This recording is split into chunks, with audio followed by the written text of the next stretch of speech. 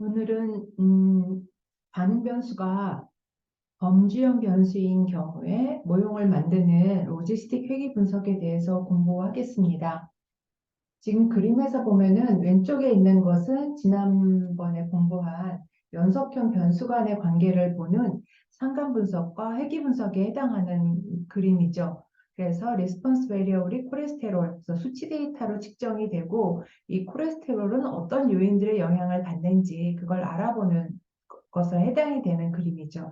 나이는 콜레스테롤 영향을 주는지, 비만도는 어떤지, 스모킹은 어떤지, 드링킹은 어떤지, 그리고 또는 성별이 영향을 주는지 뭐 이런 것들을 볼 수 있는 것이 회귀 분석, 그러니까 다중 회귀 분석이었죠. 이렇게 설명 변수가 여러 개니까 그 안에 네모 표시로 된 젠더가 있는데 이거는 연속형 변수 간의 관계만 꼭 보는 것은 아니라 범주형 변수도 이렇게 모형 안에 넣을 수가 있다고 했어요. 그래서 해석하는 방법을 얘기했었어요. 이런 경우에는 이제 더미 변수라고 해서 했는데 그 자료를 보면 복습이 될 거예요. 오늘 하려고 하는 것은 데이터의 형태가 조금 달라요. 그래서 콜레스테롤이라고 하는 동그랗게 표시된 수치 데이터를 그냥 고혈압이냐 아니냐, 고혈압 여부로 만들었어요. 그래서 yes, no로 되어 있죠. 그래서 고혈압에는 어떤 요인들이 영향을 주는지, 그러면 그 영향을 주는 요인을 찾는다면 뭐 비만, 살이 쪘다, 그것이 영향을 준다. 그러면은 이제 운동을 하도록 할 수 있고, 흡연이 영향을 준다. 그러면 뭐 흡연을 조절한다든가 드링킹을 조절한다든가, 그러니까 변화를 줄 수 있는 거는 조절을 할 수 있도록 그렇게 제시를 할 수 있게 되겠죠. 그래서 이런 타입의 데이터를 분석하는 방법을 공부할 거예요. 그리고 임상 데이터에서는 이 모형이 굉장히 많이 사용돼요. 물론 왼쪽에 있는 모형도 많이 사용되지만 어떤 질병이 있는지 없는지 또는 암 수술을 했는데 이 환자가 재발할지 어떨지 이제 그런 것들을 예측하는 모형으로서 많이 사용이 되고 있죠. 그래서 이러한 분석을 우리는 회귀 분석인데 리그레션이긴 한데 로지스틱 리그레션이라고 얘기를 합니다. 그래서 데이터의 형태를 한번 볼게요. 로지스틱 리그레션은 리스폰스 베리어블이 카테고리칼이에요. 카테고리칼 중에서도 우리는 이항으로 되어 있는 걸 많이 그러니까 주로 봐요. 바이너리. 그러니까 yes, no, 0, 1로 코딩이 되는 데이터를 말하는 거죠. 그래서 로직 분석에서의 데이터 형태는 이제 케이스 넘버가 1부터 라지 n이 있고 반응 변수는 y로 표현했어요. y1에서 yn. 설명 변수는 x1에서 xk까지. 그래서 이제 데이터를 이렇게 집어넣었죠. x1에 대한 n명까지의 값, x2의 n명까지의 값. 그래서 이제 서브스크립트를 써서 표현했는데 이런 식으로 데이터가 표현이 됩니다. 그래서 설명 변수에는 마찬가지로 아까 그림으로 표현된 것처럼 연속형도 되고 또는 범주형도 되고 두 가지 다 되죠. 그러다 보니까 이제 우리가 보통 갖고 있는 환자 데이터가 전부 연속형과 범주형이 다 섞여 있으니까 유용하게 사용될 수 있는 분석이죠. 간단하게 심플 리니어 리그레션을 먼저 예를 들어볼게요. 심플 리니어 리그레션이라는 거는 반응 변수가 수치 데이터이고 설명 변수도 수치 데이터인데 심플이기 때문에 설명 변수가 하나인 경우죠. 그래서 33명 여성이 나이와 최고 혈압과의 관계를 본 거예요. 그래서 age하고 최고 혈압, age 최고 혈압, age 최고 혈압 이렇게 나타냈어요. 그럼 우리가 이런 데이터가 만약에 있다. 그러면 할 수 있는 건 뭐가 있겠어요? 처음에 코릴레이션을 보겠죠. 상관 분석. 그러고 나서 그 다음에 하는 것은 최고 혈압이 나이와 어떤 관계가 있느냐. 그러니까 상관 분석에서 리니어리티가 있다, 선형성이 있다. 그러면 우린 구체적으로 함수의 형태를 만들 거예요. y equal a 플러스 bx의 형태로. 그게 이제 단순회귀 분석, 심플 리니어 리그레션이에요. 우선 이런 데이터가 주어지면 제일 먼저 쉽게 할 수 있는 거는 스캐터 플롯을 그리는 거예요. 그래서 age를 x축으로, y를 spb, 그러니까 최고 혈압으로 하겠죠. 그러면 이제 이런 식으로 그림이 그려져요. 그러면 이제 우리 직관적으로 나이가 많아질수록 혈압이 증가하는구나 라는 걸 알 수 있죠. 거기다가 우리는 이제 직선을 긋게 되죠. 이게 바로 선형 방정식이잖아. 그쵸? 1차 함수. 그러니까 SPB는 뭐 age와 어떤 함수 관계가 있느냐. 그래서 우리는 절편과 기울기를 추정하죠. 그 추정하는 방법은 뭐 최소제곱법을 사용한다고 얘기했어요. 그래서 그런 방법으로 추정한 것이 절편은 이렇고 기울기는 이렇다. 그래서 이 함수식을 사용해서 해석하자면은 나이가 한 살 증가함에 따라 혈압은 1.22만큼 증가한다라고 해석을 하죠. 그래서 심플 리니어 리그레션에서는 이제 알파 베타를 이제 최소 제곱법에 의해서 추정한다. 뭐 이런 식으로 설명한 것이 이 슬라이드예요. 그런데 만약에 데이터를 약간 변형시켰어요. 나이하고 최고 혈압이 아니라 심혈관 질환이 있느냐 없느냐로 했단 말이에요. 그래서 그 33명 여성의 나이와 심혈관 질환 발생과의 관계를 보고자 해요. 그래서 심혈관 질환은 yes, no로 되겠죠. 그래서 코딩을 하면 0, 1이에요. 0은 없다, 1은 있다. 뭐 이렇게 되겠죠. 이거는 연구자에 따라서 어떻게 코딩하느냐는 연구자 마음이에요. 뭐 0, 1을 거꾸로 나는 꼭 왜 있는 걸 1로 해야 돼? 난 0으로 할래. 뭐 이런 0으로 해도 되죠. 근데 분석한 결과가 나오면 그걸 해석할 때만 주의를 하면 돼요. 내가 어떤 거를 1로 하고 어떤 걸 0으로 했는지. 그래서 데이터가 이렇게 주어져요. 에이지는 그대로 있고 두 번째 컬럼이 콜로너리 핫 디지즈 그래서 CD라고 썼는데 이거 0. 그러니까 젊은 층에서는 지금 노후가 많이 있죠. 이제 노후를 0으로 코딩한 거라는 걸 좀 직관적으로 알 수가 있죠. 사실 좀 여기다 설명을 해줘야 되는데 0이 많고 35세 이 사람은 35세인데도 심혈관 질환이 있어요. 그리고 40세로 갈수록 일이 좀 많아지고 50세 이상으로 가서 81세로 갈수록 더 많아지죠. 이것도 뭔가 심혈관 질환은 나이와 관계 있을 것이다 라는 건 추측할 수 있어요. 이런 비슷한 예가 이거 은행에서도 많이 쓰여요. 지금 내가 하는 분석들이 우리는 의치학에다 데이터를 매핑시켜서 하기 때문에 이런 데서 쓰이는 걸로 우리는 활용을 하게 되지만 사실은 초기에 더 많이 쓰였던 거는 어떻게 보면 은행, 보험회사 이런 데였다고 생각할 수가 있어요. 그래서 은행의 고객 신용을 기존의 데이터로부터 만든 거죠. 다 이게 기존의 데이터를 갖고 앞으로 데이터에 어떻게 활용할 것인가 하는 모형을 만드는 거니까 기존의 데이터로부터 이 고객이 은행에서 대출해주면 돈을 잘 갚을까, 갚지 않을까를 예측하는 거예요. 그래서 양호, 불량을 해서 대출을 받고자 한다면 이 사람의 정보로부터 이 사람은 대출해줄지, 대출을 하지 않을지, 대출이자 얼마로 할지 이런 거에 영향을 주게 되죠. 그래서 은행에서 굉장히 많이 사용돼요. 또는 보험회사에서도 보험 액수를 측정할 때 같은데 그럴 때 많이 사용하죠. 이 사람이 질병에 걸릴 가능성이 많다면 보험 액수가 올라가겠죠. 뭐 이런 데 많이 사용하죠. 그리고 통신회사의 고객 이탈 유무 이런 성향을 가진 사람들이 뭐 이렇게 통신사를 자주 옮겨가더라 뭐라든가 뭐 이런 거를 알게 되면은 이탈을 방지하기 위한 대안을 만든다거나 뭐 이럴 때 활용을 할 수 있을 거예요. 근데 앞에 있는 그 데이터에서 이제 나이하고 그 심혈관 질환 여부를 가지고 우리가 지금까지 공부한 분석 방법으로 한다면 질병이 있는 집단과 정상인 집단에서 나이를 비교하는 것뿐이 없겠죠. 그래서 질병이 없는 집단에서 나이를 봤더니 평균이 38.6, 질병이 있는 집단에서의 나이 평균은 58.7이었다. 근데 이것이 통계적으로 유의했다. 이 정도만 보죠. 그럼 이것만 갖고도 우리는 어떻게 보면 어, 나이는 이 심혈관 질환과 관계가 있다라고 이해는 할 수 있죠. 그렇지만 우리가 회귀 분석을 하게 되면은 여기선 회귀 분석은 아니지만 만약에 어떤 모형을 내층 모형을 만든다면 이 정도의 나이면은 이 사람이 심혈관 질환에 걸린 확률이 몇 퍼센트인가 라는 거를 알기 위해서 우리는 좀 더 다음의 단계의 분석 방법을 하게 되는 거예요.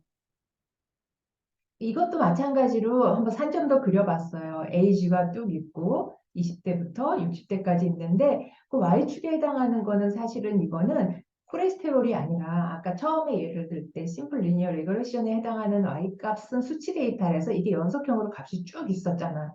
그래서 나이가 증가함에 따라 이게 쭉쭉쭉 여기에 이제 양의 기울기를 갖는 점들이 흩뿌려졌거든요. 근데 지금은 Y축이 예스냐 노뿐이 없는 거야.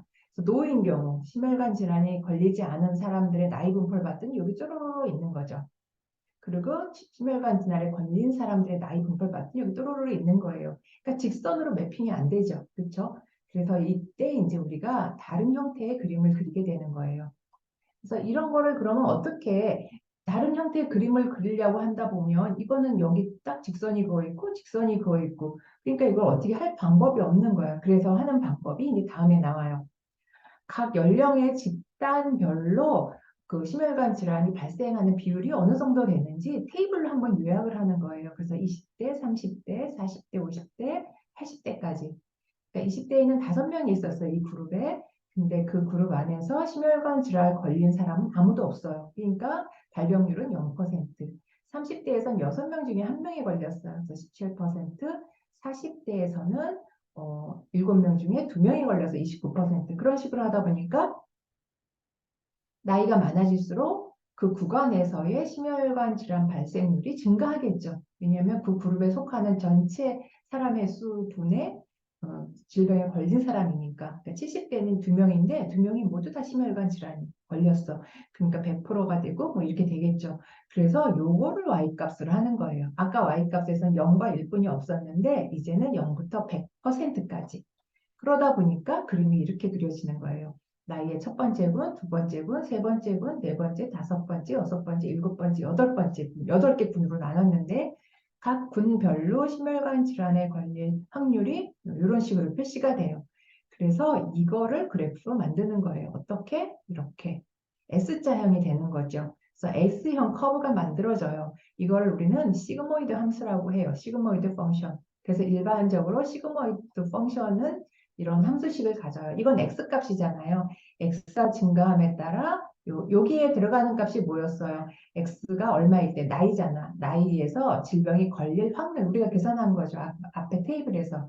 그거를 어떤 수식으로 표현하면 이렇게 쓰는 거예요. 앞에서는 테이블로 했으니까 우리가 이해가 잘 됐는데 그걸 이런 약속을 한 거예요. 나이가 20대인 구간에서 심혈관 질환에 걸릴 확률, P라는 거, probability. 그래서 테이블로 정리했을 때 맨 오른쪽 컬럼에 있었던 값이 있죠. 이 Y축에 해당하는 값. 그걸 이렇게 표시했다고 보면 돼요. 그거를 X에 의한, 여기는 X축이잖아요. 나이니까. X축에 의해서 아까처럼 점점점점 S커브로 되어 있는 걸 함수식으로 만들면 결국은 이런 지수함수가 된다는 얘기예요.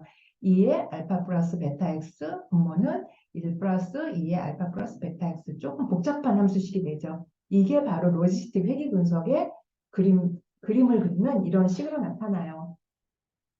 그러면 뒤에 슬라이드에서 계속 설명이 나오긴 하겠지만 우리가 여기서 결국은 우리가 단순 회귀 분석, 리니어 리그레션에서 했던 건 뭐냐면 y 홀 알파 플러스 베타 x. 굉장히 심플했죠. y라는 건 수치 데이터, x도 수치 데이터. 그래서 알파 플러스 베타 x 해가지고 데이터를 이용해서 알파와 베타가 얼마지? 이걸 추정해 냈단 말이에요. 그런데 이거는 함수식이 복잡해지다 보니까 여기에서 알파하고 베타를 추정해야 되는 게 조금 복잡하겠죠. 그러니까 이런 식이 주어지면 알파 베타를 알아야 되겠구나 하는 거는 감이 올 거예요. 이제 그거를 추정해내서 모형을 만드는 것이 로지스틱 회의 분석이에요. 그러면 이제 이 함수식은 이렇게 됐는데 여기에서 알파 베타를 우리가 계산을 내야 되는데 이거는 밑에도 지수가 있고 위에도 지수가 있잖아요. 그러니까 복잡한 거예요. 그러니까 모형을 좀 단순화시켜요. 그래서 함수를 트랜스포메이션을 할 거예요. 요 밑에 여러분들은 이 자료가 있으니까 밑으로 보면 금방 알 거예요. 이 요식 자체를 해석하자면 x의 값에 따라서 여기서 뭐지? 심혈관 질환이 발생할 확률을 이렇게 쓴 거예요.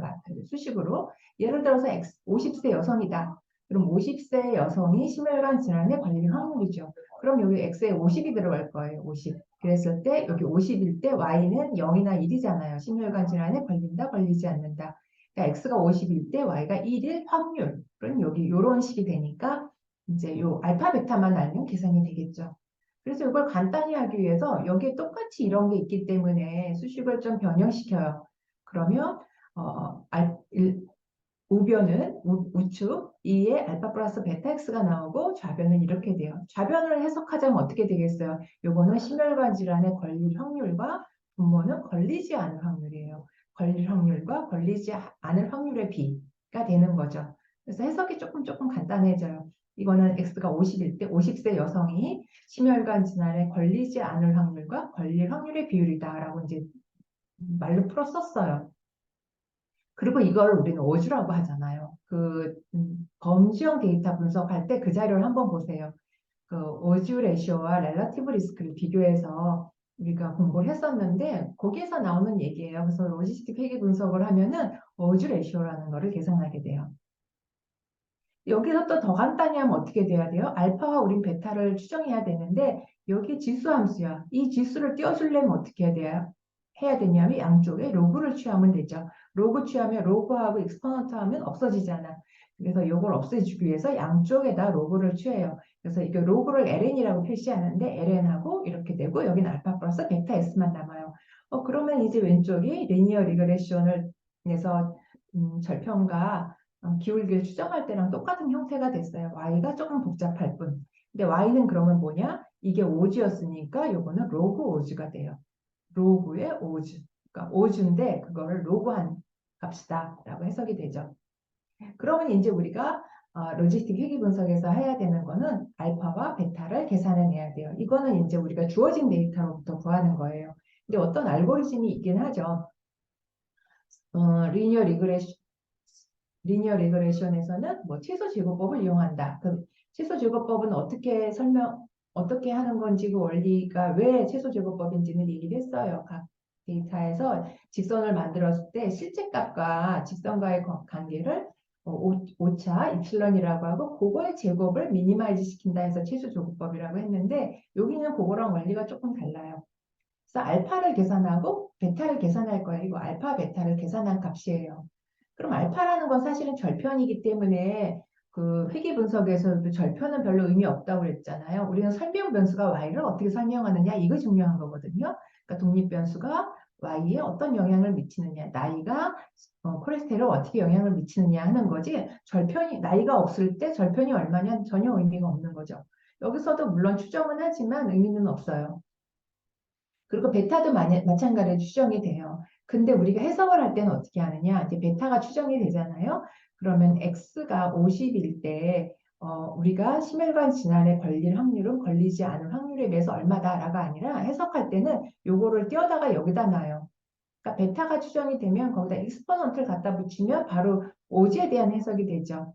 그러니까 이 베타만큼 어, 심혈관 질환에 걸릴 확률이 높다라고 해석이 되죠. 로고를 떼어낸 해석. 그래서 로지스틱 회귀 분석을 하게 되면 베타를 추정해줘요. 그리고 그 옆에 익스포넌트 베타 값도 있어요. 그러니까 해석을 할 때는 우리는 익스포넌트 베타 값으로 한다라는 주의를 해야 돼요. 그건 꼭 기억하고 있어요. 나중에 연구자들이 보면 추정된 값이 기울기 B도 있는데 익스포넌트 B도 있어요. 이거 어떻게 해석해요? 이게 물론 수업을 들인 연구자들도 그럴 때가 있거든요. 근데 이제 그걸 좀 주의하면 돼요.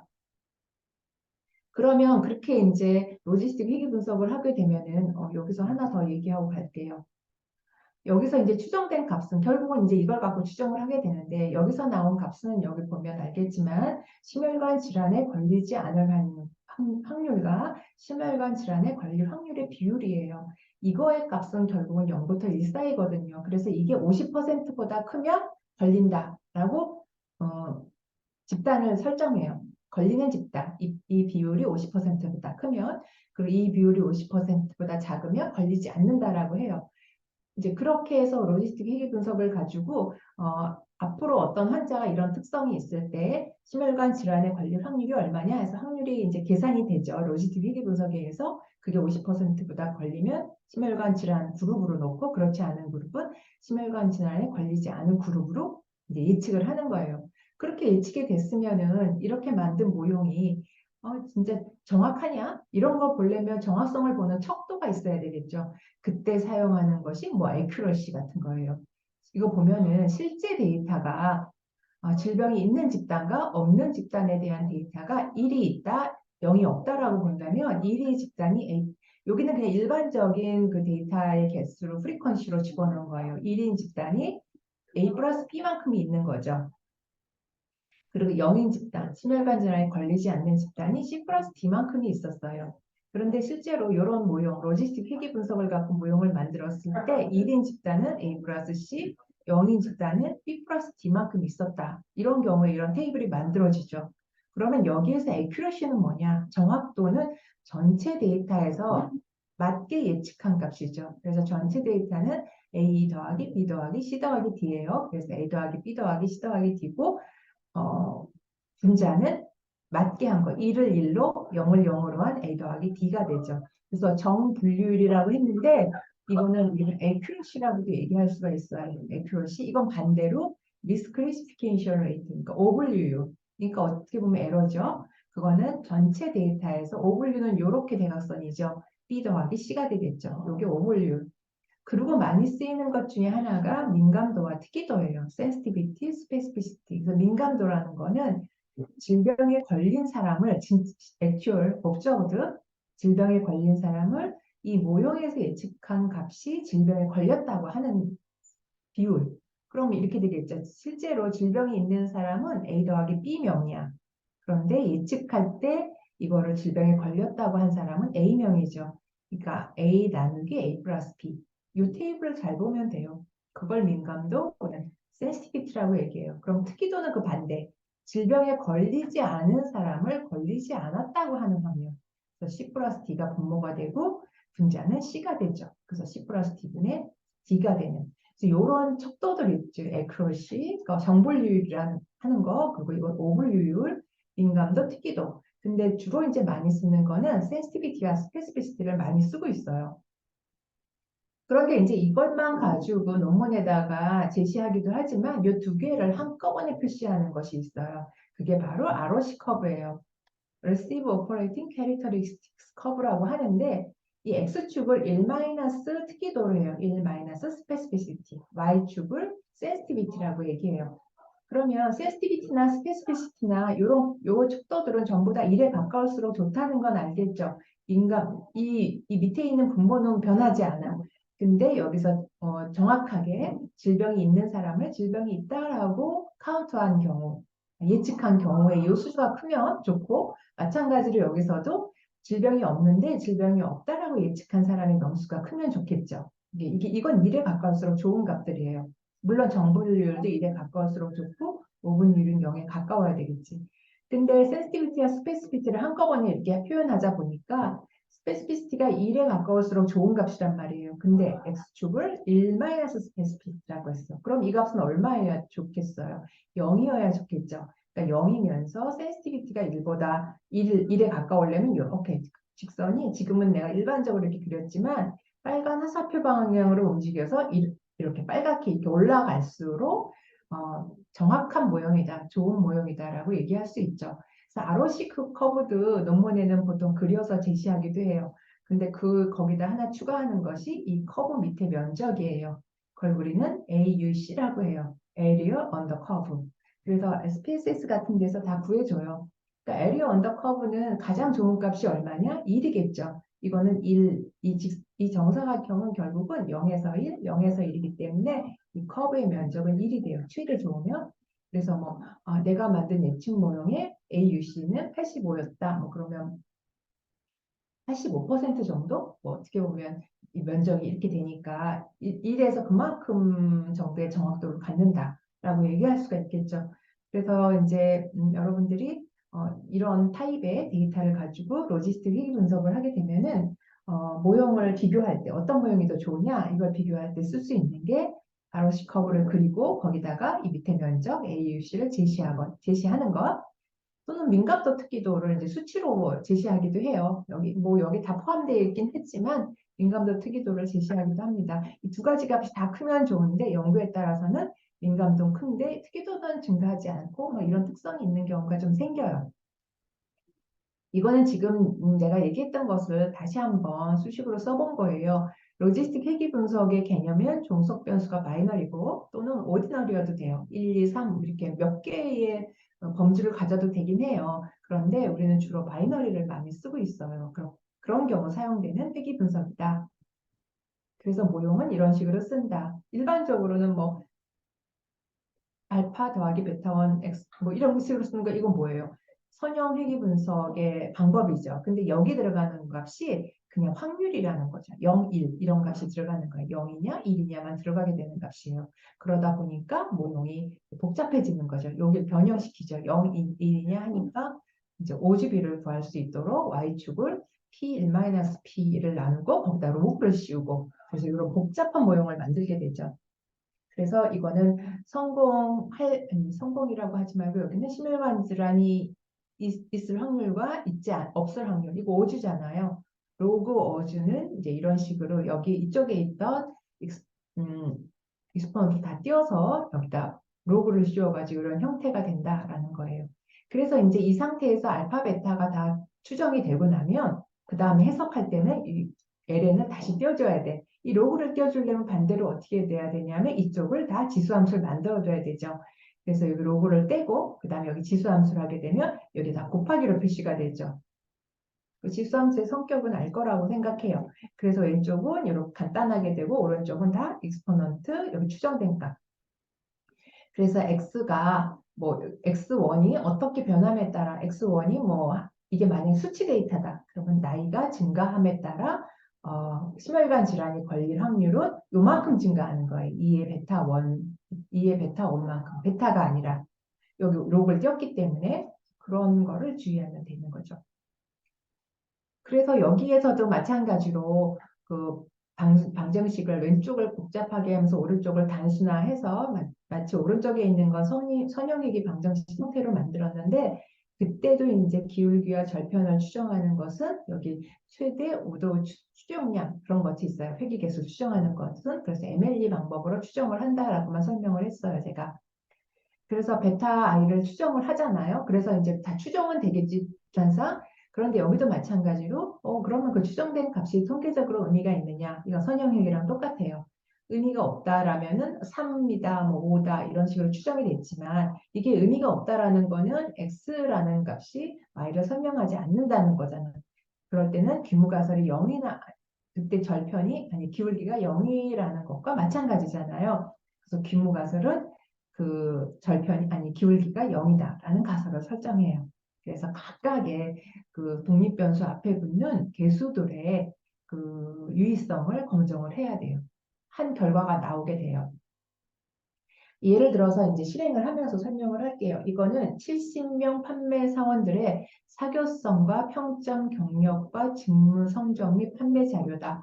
그래서 사교성, 평점, 경력, 직무 성적에 따라서 이 잡 카테고리가 어떻게 변하느냐, 뭐 우수 사원, 뭐 보통 사원 이렇게 한다고 할 수 있겠죠.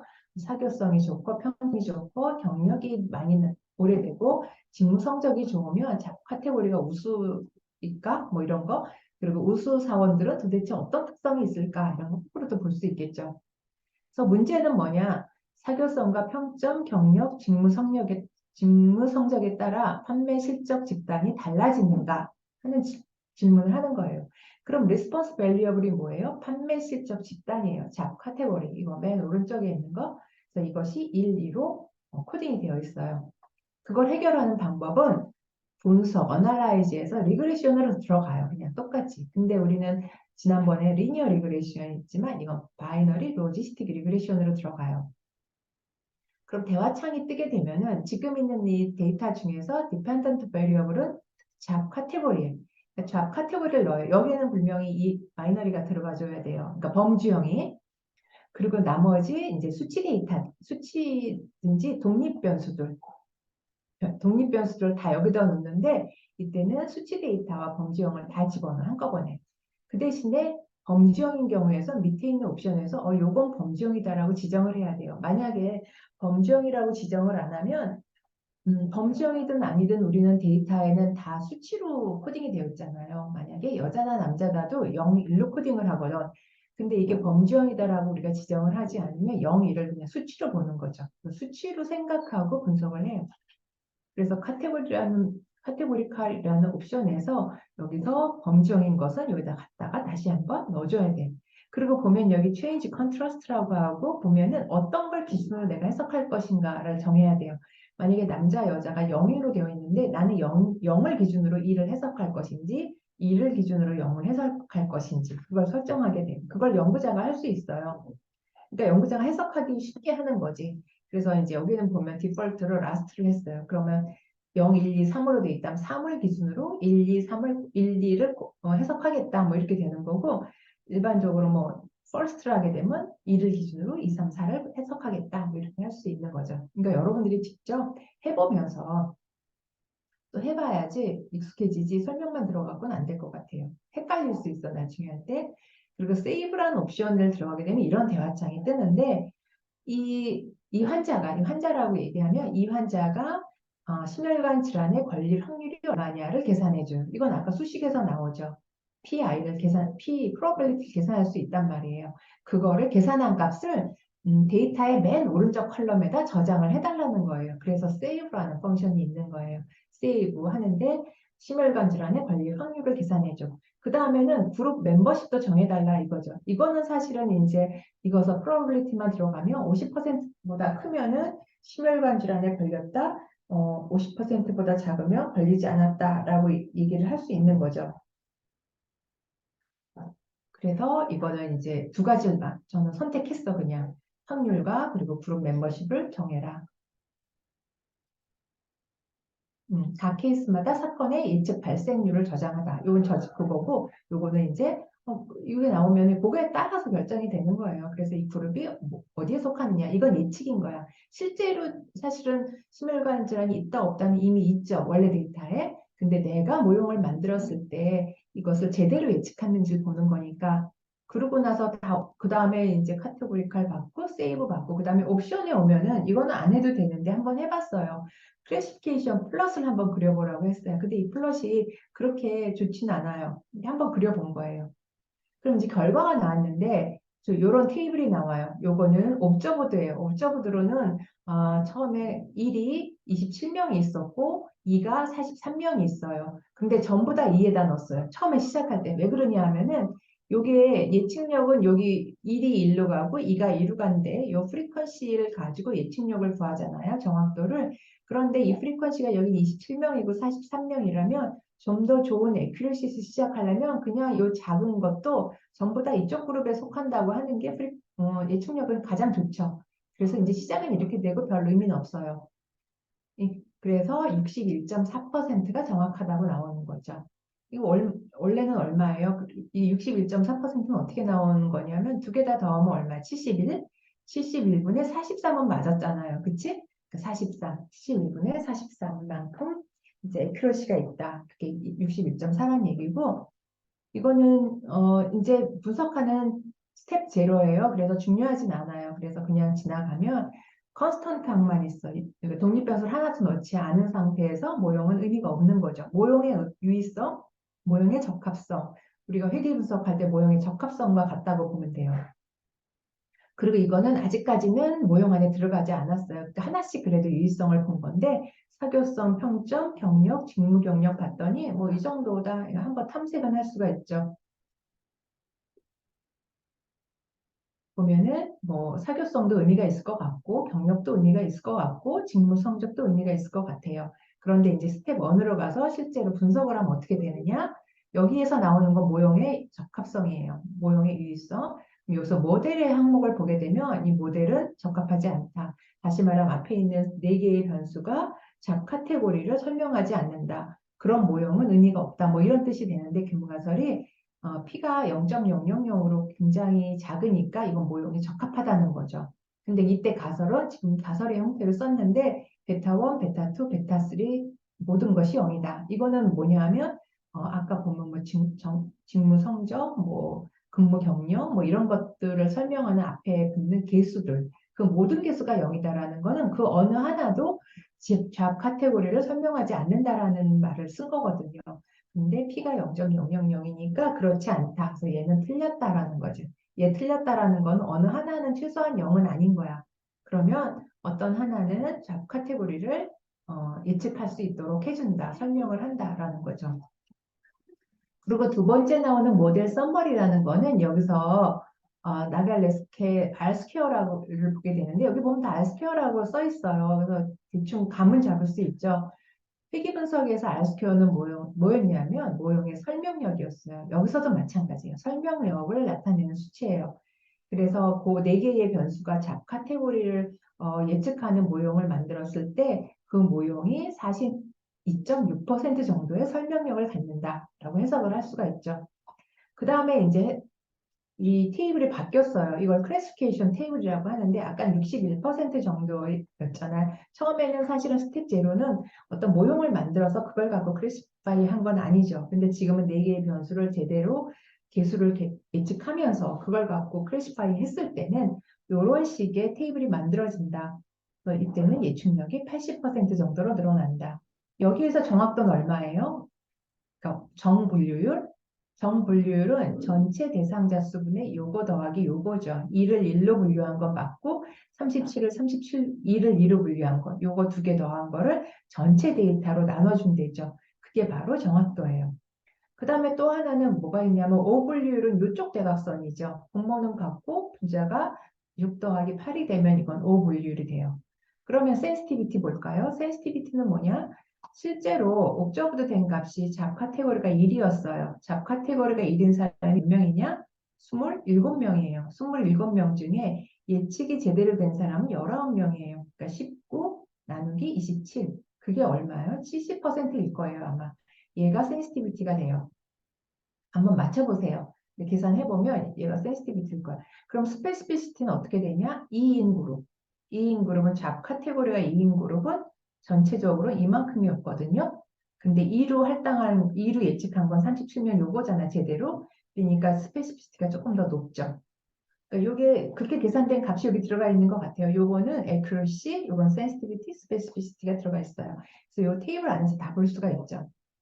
물론 나는 여기에서 ROC 커브를 하라고는 안 했는데 여러분들 논문 쓸 때는 ROC 커브를 추가하는 게 좋을 거예요. 이 안에서 ROC 커브를 로지스틱 회계 분석 안에서 옵션에서 ROC 커브가 있는 게 아니라 ROC 커브는 아마 메뉴 안에 따로 있을 거예요. 그러면 이 probability를 계산하는 값을 가지고서 얘가 그려주는 거지. probability가 아니라 실제 그룹 있잖아요. 잡 카테고리의 실제 값, 그 다음에 잡 카테고리의 예측된 값 모형에서 그 두 개의 컬럼을 가지고 ROC 커브를 그려줄 거예요. 그리고 이제 마지막으로 봐야 되는 게 개수의 유의성이에요. 이게 사실은 중요한 거죠.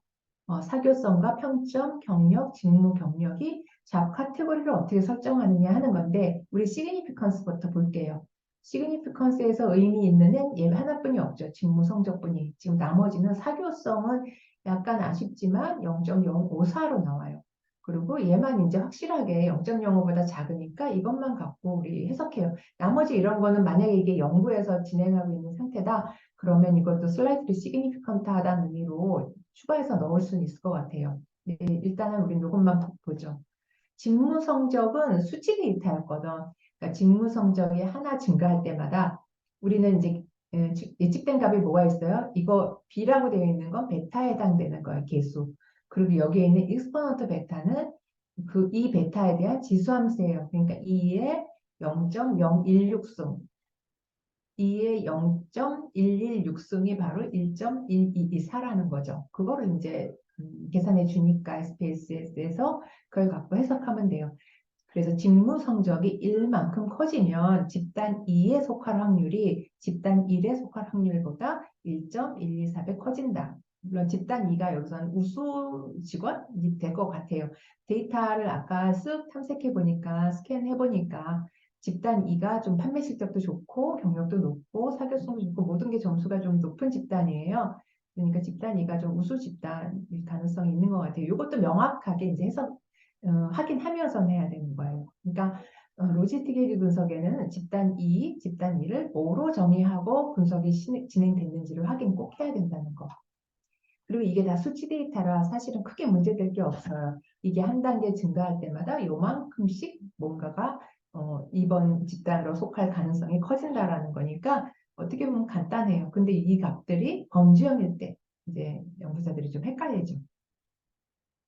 그리고 클래시피케이션 플러스 추가한 건 이런 그림이에요. 0.5를 기준으로 보면 여기에는 2번에 할당되는 거고 0.5보다 크니까 우수 그룹으로 할당되고 이거는 본연 보통 사원으로 할당된다고 보면 이 데이터는 사실은 그렇게 많지 않아요. 근데 여기 1, 2 수치는 되게 많죠. 그래서 여기 보면 각 심벌은 0.25 케이스를 표현한다. 그러니까 하나의 케이스를 점을 4개 찍은 거예요. 그래서 데이터가 4배로 뻥튀기가 된 상태죠. 지금 보면은 여기는 2가 와야 되는데 1이라는 값도 좀 많이 있어요. 이건 미스크래시파이 된 데이터겠죠. 여기는 1만 있어야 되는 집단인데 2도 막 있지. 그러니까 이만큼이 이제 미스크래시파이가 됐다는 얘기예요. 그래서 이런 걸 보면 직관적으로 동일한 숫자가 한쪽 방면에 오밀조밀 모여 있고 이렇게 섞여 있는 게 없으면은 클래시파이가 잘 됐겠구나 하고 직관적으로는 알 수 있죠. 그렇지만 우린 이런 그림보다는 민감도와 특이도, 센시티비티와 스페시피티를 이용해서 많이 평가해요. 이거는 조금 더 복잡한 데이터인데 이것도 한번 해볼게요.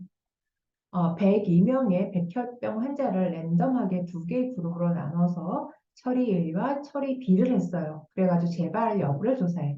그러니까 처리 A, B 중 어떤 처리가 더 좋은가, 치료가 더 좋은가를 보려고 하는 거겠죠.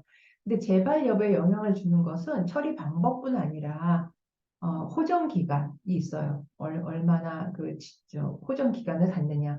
그래서 데이터를 보면 이 앞에 있는 건 트리트먼트 A만 한 그룹이에요. 여기 A가 있죠. A가 있는 그룹. 그래서 환자 번호가 51명이에요. 102명이었으니까 51명에 대해서는 X라는 건 호전기간, 아이고, 이건 X는 호전기간, Y는 재발했다 하지 않았다가 해당될 거예요. 그럼 뒤에 페이지에 가면 B를 트리트먼트 하는 경우가 있어요.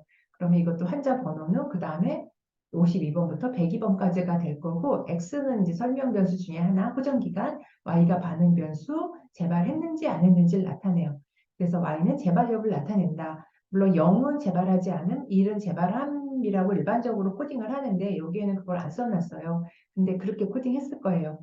그리고 PS는 성공 확률, 성공 확률이라는 건 재발 확률이겠죠. 그리고 트리트먼트는 처리 방법, 그다음에 레미션 이제 호전 기간이라고 본다면 모형은 이렇게 만들어지겠죠. 재발할 확률, 재발하지 않을 확률에 비해 재발할 로그 오주가 되는 거죠.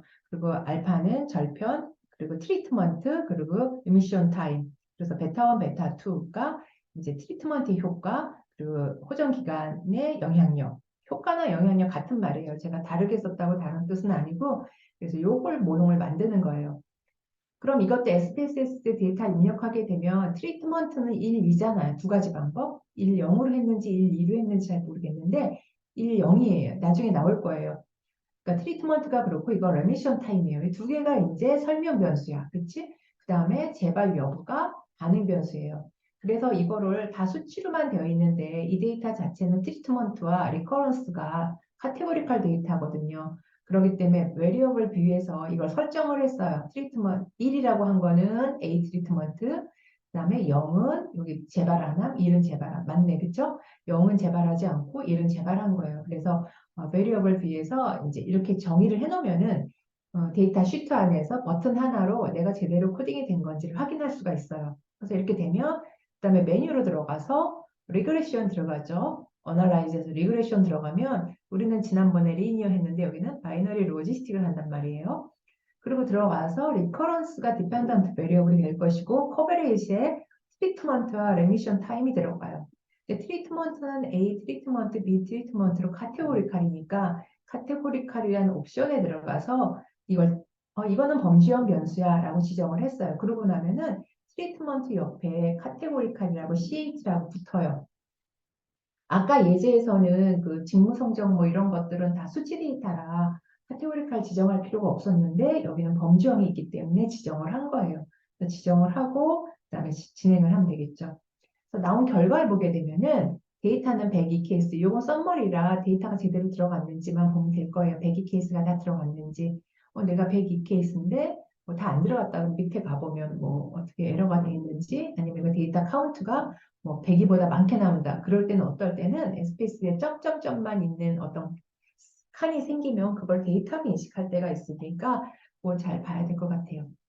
그 다음에 SPSS가 어떻게 재발 여부를 코딩했는지 보면 재발 안함을 0으로 하고 재발함을 1로 했어요. 우리가 코딩한 거랑 똑같이 했죠. 그 다음에 트리트먼트는 어떻게 코딩했느냐? A를 1로 하고 B를 0으로 했어요. 그러니까 이건 해석을 어떻게 해야 되냐면 트리트먼트 A는 B에 비해서 재발할 확률이 얼마나 크다 이렇게 돼요. 얘가 기준이 돼요. 이제는 0인 것이. 이게 두 개로 그러니까 수치로 코딩이 되잖아. 0, 1 이렇게. 그러면은 작은 것을 기준으로 큰 것들이 어떻게 어느 정도의 영향력이 있는지 어느 정도 영향을 미치는지 이런 식으로 해석이 돼요. 이것도 스텝 제로에서 나오는 테이블인데 일단은 환자가 102명이었는데 재발한 환자가 53명이에요. 그리고 재발하지 않은 환자가 42명이니까 이 49명이니까 이것도 다 재발한 환자로 집어넣는 거예요. 일단 시작은. 왜냐하면 재발한 환자가 많으니까 이래야 에큐러시가 50이 넘죠.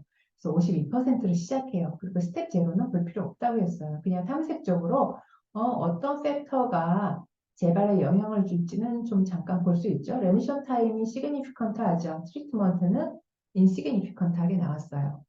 그럼 다음 페이지가 이제 실제로 분석을 한 건데 모형의 적합성을 보면은 P가 0.000으로 하이리 시그니피컨트예요. 그러면 레미션 타임과 트리트먼트는 리커런스를 예측하는구나 라는 걸 알 수가 있죠.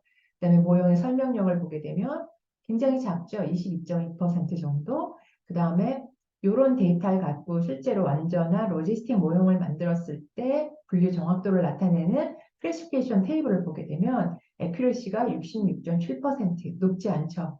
그러니까 여기서 보면 이게 센시티비티. 재발한 사람이 몇 명이에요? 이렇게 보면은 아까 53명이거든. 53명 중에 38명만 제대로 예측이 된 거야.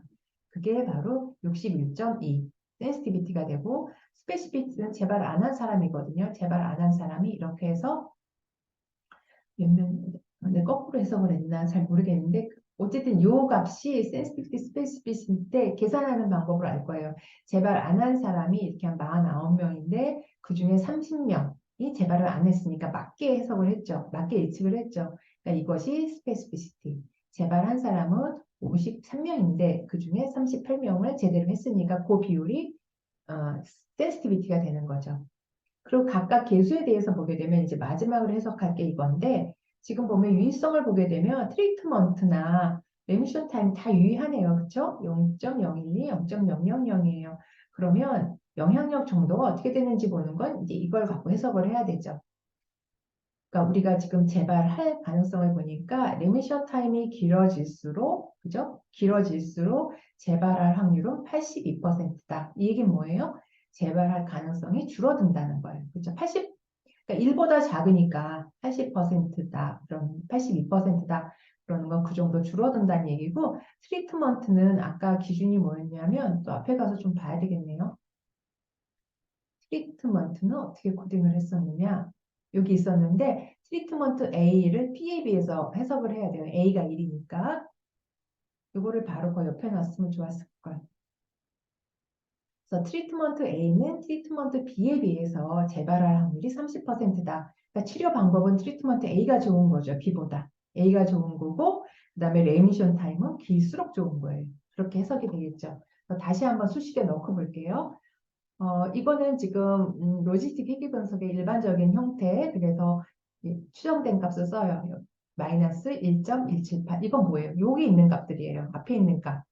그래서 그거를 지수함수로 만들면 이렇게 되는 거죠. 마이너스 1.178 트리트먼트, 마이너스 0.220 레미션 타임.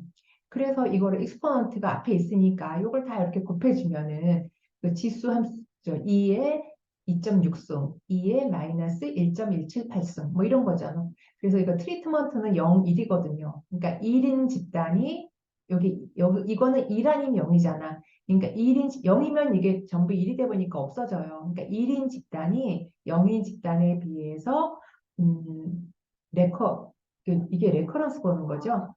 재발할 확률이 30% 정도 된다. 그죠? A 치료를 받은 집단이 B 치료를 받은 집단에 비해서 재발할 확률이 30% 정도 되고 레미션 타임은 연속형이에요. 이게 0이면 이 항은 없어져요. 1이어서. 그러니까 증가하면 증가할수록 이 값은 점점점 그 1보다 작으니까 리커 가능성이 줄어드는 거죠. 일반적으로 얘가 하나 증가할 때마다 재발할 확률은 82% 정도 감소한다.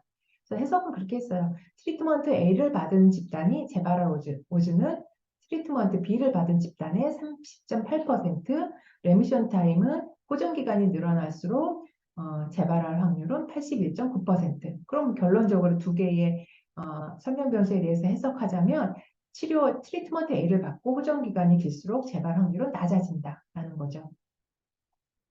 그래서 이것도 하나 더 문제 해볼게요. 이거는 심장 질환을 연구하는 심장병을 연구하는 의사가 이제 이런 연구를 하고 있어요. 그래서 이 사람은 심장병이 있는 환자에서 요게 이제 질문인데 디펜던트 베리어블이 뭐냐?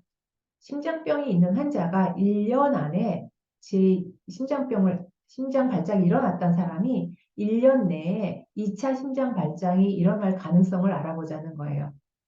그거보다 참 2차 심장 발작이 일어나는데 영향을 주는 요인이 무엇인지를 알아보자는 거예요. 그래서 여기에 영향을 주는 요인으로는 뭘 했냐면 이 사람이 treatment consistent of anger control practice, 앵거를 컨트롤하는 트리트먼트를 하나 봐요. 화를 억제하는 뭐 트리트먼트 그런 요인 하나 그게 인디펜던트 베리어블이에요. 그래서 그런 치료를 받는 경우를 1이라고 코딩했고 그 다음에 앵자이어티 스코어가 그러니까 우울증 같은 것 같아요. 이게 그것이 이제 어떤 영향을 주느냐 이건 연속형이고 요거는 범주형이죠. 그 두 가지를 갖고선 1년 안에 심장 어택이 일어날 가능성이 어느 정도 되는지 영향을 주는지를 보려고 해요. 그래서 두 개의 요인을 갖고 다 보고 우리는 추가적으로 뭘 하나 보려고 하냐면 심장 발작에 영향을 주는 요인으로 앵거 트리트먼트만 한번 보려고 해요. 이걸 하는 이유는 뭐냐면 우리가 범지형 데이터 분석에서 어주 레시오를 공부했었거든요. 결국은 이 로지스틱 회계 분석에서 계산되는 어주 레시오가 그때 범지형 데이터 분석에서 우리가 정의하고 데이터에 적용해서 계산했던 그 어주 레시오와 같다라는 걸 보려고 하는 거예요. 우선 먼저 볼게요. 데이터는 이래요. 그래서 1년 안에 심장 핫 어택이 일어난 경우 1은 일어난 환자, 0은 일어나지 않은 환자. 그 다음에 트리트먼트, 앵거 컨트롤하는 트리트먼트를 한 사람과 하지 않은 사람을 0일로 코딩했어요. 그리고 이건 엔자이어티 스코어를 쓴 거예요. 이거는 수치형, 이건 범주형, 이건 레스폰스 베리어블이에요. 그래서 이제 이거를 이렇게 코딩했다라는 걸 보여줄게요. 보여줬어요. 그럼 이것도 마찬가지로 보면은 디펜던트 베리어블 코딩이 어떻게 되느냐? no는 0으로 됐고 yes는 1이야. 그러니까 2차 심장 발작이 일어나는 집단을 1이라고 했어요. 해석하기 좀 좋겠죠? 그 다음에 이거는 트리트먼트 앵거, 그러니까 앵거 컨트롤하는 트리트먼트를 했느냐 하지 않았느냐 하지 않은 게 0, 1로 됐어요. 이건 어떻게 보면 해석할 때 말이 꼬일 수 있어요. 해석하지 않은 아니 트리트먼트를 받지 않은 집단이 1로 되어 있고 트리트먼트를 받은 집단이 0으로 되어 있어요. 이거는 SPSS에서 그 분석을 선택하고 단계적으로 뭔가를 연구자가 선택해야 될 때 조절할 수 있는 부분일 거예요. 근데 난 디폴트로 그냥 가버렸던 것 같아요. 그래서 이렇게 코딩이 되어 있다만 알고 있으면 돼요. 그 다음에 첫 번째 스텝 제로에서 클래시피케이션 테이블은 이거는 지금 심장 발작이 일어난 집단과 일어나지 않은 집단이 전부 다 10명, 10명이에요. 그렇기 때문에 그냥 10이니까 어느 한쪽으로 아무 데나 할당해서 예측력을 50%로 했어요. 그리고 모형에 대해서 이거는 볼 게 없고 여기서 이제 탐색적으로 보자면 엔자이어티 스코어가 의미가 있을 것 같네. 그렇지만 앵거 컨트롤 트리트먼트는 의미가 없을 거라는 예측을 좀 할 수 있죠. 실제로 이제 분석을 하게 된 결과를 보면은 모형은 적합해요. 0.012로 나오고 그다음에 모형의 설명력은 48% 정도 돼요. 그다음에 이 두 개의 변수로 2차 심장 발작을 예측하는 함수식을 만들었을 때 그것에 대한 정확도는 75% 정도. 그죠? 그리고 이제 센시티비티, 스페시피시티는 여기서 보면 되겠죠. 2차 어택이 일어나지 않은 중에 진짜 일어나지 않은 사람은 70%, 여기는 2차 심장 발작이 일어난 사람들 10명 중에 진짜 일어나는 사람이 80%. 그러니까 요게 센시티비티가 되고 스페시피티가 되겠네요. 그거는 이제 질병이 발생한 걸 발생했다라고 예측하는 걸 센시티비티라고 하는 거니까 그 정의에 입각해서 해석을 하면 돼요. 그러면 이제 가장 중요한 건 마지막인데 유의성을 보자면은 트리트먼트는 의미가 없죠. 0.38이니까. 그런데 엔자이어티 스코어는 0.030으로 의미가 있어요. 그러니까 해석을 하면 엔자이어티 스코어가 증가하면 증가할수록 1년 안에 심장 어택이 일어날 가능성이 그렇지 않은 집단에 비해서 1.126배 증가한다는 거죠. 그러니까 엔자이어티 스코어가 높은 사람일수록 심장 발작이 일어날 가능성이 높아진다는 얘기가 되죠. 근데 트리트먼트는 유의하진 않아요.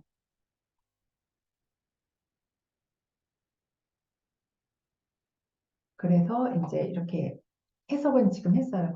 그래서 트리트먼트 부분도 물론 해석을 해보려면은 이거는 트리트먼트를 받지 않은 집단이에요. 트리트먼트를 받지 않은 집단이 트리트먼트를 받은 집단에 비해서 심장 어택이 일어날 가능성이 2.785배 높다고 돼요. 그렇지만 이 값 자체는 통계적으로는 의미가 없다. 근데 의미가 있다면 굉장히 그렇죠?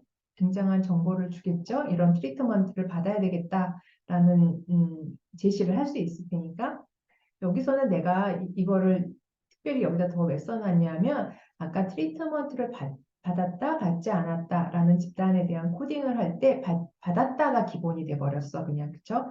받지 않은 집단이 받은 집단에 비해서라고 해석을 해야 된다는 걸 얘기하기 위해서 여기다가 이런 테이블도 다시 갖다 붙였어요. 앞에서 SPSS가 얘네들하고 어떻게 코딩했는지 보기 위해서. 그리고 앵거 트리트먼트만 갖고선 한번 모형을 만들어 보려고 해요. 이거는 이제 진짜 어떻게 보면 의미가 없지만 그냥 여러분들한테 한번 모든 분석이 이렇게 통하는 게 있다라는 걸 보여주려고 하는 거예요. 그래서 여기서는 앵자이티 스포는 빼고 앵거 트리트먼트만 집어넣은 거예요. 그래서 모형은 유의하지 않아요.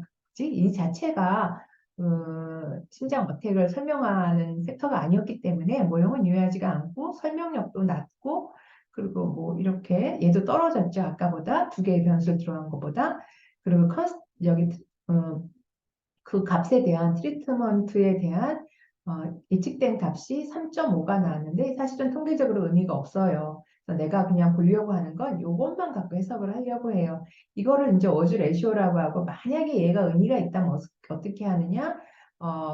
트리트먼트를 받지 않은 그룹이 받은 그룹에 비해서 심장 발작이 일어날 가능성이 3.5배 높다라고 해석을 할 수가 있어요. 그런데 내가 이 데이터만 갖고 우리가 예전에 공부했던 범주형 데이터를 정리할 때 사용하는 크로스탭처럼 만들어버리면 이런 게 되거든요. 그러니까 2차 심장 어택이 일어나지 않았다, 일어났다, 그리고 트리트먼트를 받지 않았다, 받았다. 이런 테이블 형태잖아요. 여기에서 우리가 어지 레시오 구하는 걸 한번 생각을 해보세요. 그러면 트리트먼트를 받은 집단에서 심장 어택이 일어날 오주와 그렇지 않은 집단에서 일어날 오주를 보게 되면 트리트먼트를 받지 않은 집단에서 심장 발작이 일어날 오주, 받지 않은 집단이 여기죠. 여기에서 2차 심장 발작이 일어날 가능성은 7 나누기 4잖아요. 그래서 일어나지 않을 확률에 일어날 확률. 그리고 이쪽에서는 6분의 3이 되고. 그래서 그거 비율을 구한 게 바로 어주거든요. 어주 레시오거든요. 바로 3.5. 그게 이제 그 로지스틱 회계에서도 그런 원리로 계산이 되는 거죠. 근데 물론 범주가 지금 여기에서는 트리트먼트를 받았다 받지 않았다만 있지만 그게 범주가 3개가 되거나 그러면 기준이 되는 범주를 바탕으로 해서 두 개 범주, 두 개 범주 이런 식으로 해석을 하게 돼요. 지금 내가 예제에서는 세 개 범주가 있는 걸 넣지 않았는데 두 개 범주를 잘 이해하면은 될 거라고 생각해요. 그래서 트리트먼트를 받지 않은 집단은 트리트먼트를 받은 집단보다 심장 발작이 3.5배 정도 더 발생한다라고 이제 해석을 할 수 있는 거죠. 근데 만약에 데이터가 로우 데이터가 아니라 우리가 범주형 데이터에서도 이런 데이터를 봤는데 데이터가 이렇게 이미 1차 필터가 돼 있었어요. 데이터가 이렇게 정리가 돼 있단 말이지. 이제 어떻게 하려고 하는지 감이 올 거예요. 얘네가 프리퀀시예요.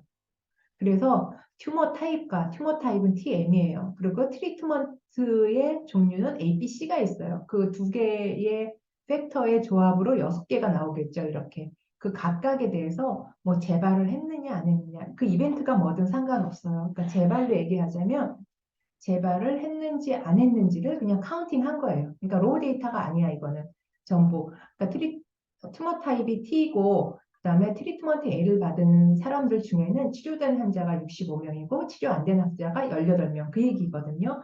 만약에 이걸 원시 데이터로 풀었으면 밑으로 쭉 내려가는 아주 긴 데이터가 되겠죠. 근데 이렇게 되어 있는 데이터를 여러분들이 어서 얻을 수가 있었다. 만약에 로우 데이터를 얻기 힘든 단계에서는 이런 정도의 데이터는 어떨 땐 논문에서도 그냥 나오는 경우가 있어요. 그래서 2차 가공에서 우리가 쓸 수도 있는 거거든요. 그래서 혹시 그런 경우에 쓰려면은 이건 어떻게 하겠어요? 이건 프리퀀시다라고 지정해 주면 되겠죠. 그래서 데이터는 그대로 넣어요. 치료 여부는 뭐 치료가 됐다 안 됐다라고 이제 넣고 거기에 캔서 종류하고 트리트먼트 방법이 1, 2, 3이 있었고 캔서 종류는 TM이라고 있었으니까 그거에 대한 조합을 이렇게 넣으면 되겠죠. 12개가 되겠죠. 그러면 치료 여부가 6명, 6명 이게 6명이 아니지. 6개의 범주니까. 그 다음에 환자 수는 앞에 있는 걸 그대로 넣으면 이렇게 되는데 그 다음에 이것만 프리퀀시라고 지정해 주면 돼요. 그래서 웨이트 케이스를 지정하고 프리퀀시를 환자 수는 이건 프리퀀시다라고 치는 거죠. 이건 데이터가 이미 한 번씩 서메이션 된 단계라는 거예요. 그리고 치료됨을 예스는 0, 노는 1로 돼 있어요. 이제 좀 거꾸로 되죠. 이것도 잘못 코딩을 한 거예요. 그래서 분석은 똑같이 들어가요. 분석에서 회귀 분석, 이분형 로지스틱. 그래서 치료 여부가 우리는 관심 변수고 거기에 영향을 주는 건 캔서 타입하고 트리트먼트 종류. 근데 얘네들이 둘 다 카테고리잖아요. 범지형 데이터. 그래서 카테고리라고 지정을 했어요. 그래서 그 안에 CAT라고 들어가 있죠. 분석은 똑같이 하면 돼요. 그 다음에 이제 어떻게 코딩이 됐느냐가 이제 아웃풋 제일 처음에 나오는데 치료됨이 0으로 들어가고 치료 안 됨이 1로 나와. 그러니까 결과가 나오면 어떻게 해야 되냐? 치료 안 될 가능성이 얼마다라고 해석을 해야 돼요. 좀 말이 꼬이죠. 그래서 내가 그 다음번에는 이걸 코딩을 바꿔가지고 다시 한번 했어요. 그리고 치료 방법은 A, B, C가 있는데 트리트먼트는 기준이 되는 게 뭐냐? C예요. C는 0으로 되어 있고 A는 1, 0, B는 0, 1로 되어 있어. 근데 제일 작은 게 0, 0이잖아요. 그래서 트리트먼트 C에 비해서 A는 어쩌고 B는 어쩌고 이렇게 해석하면 돼요.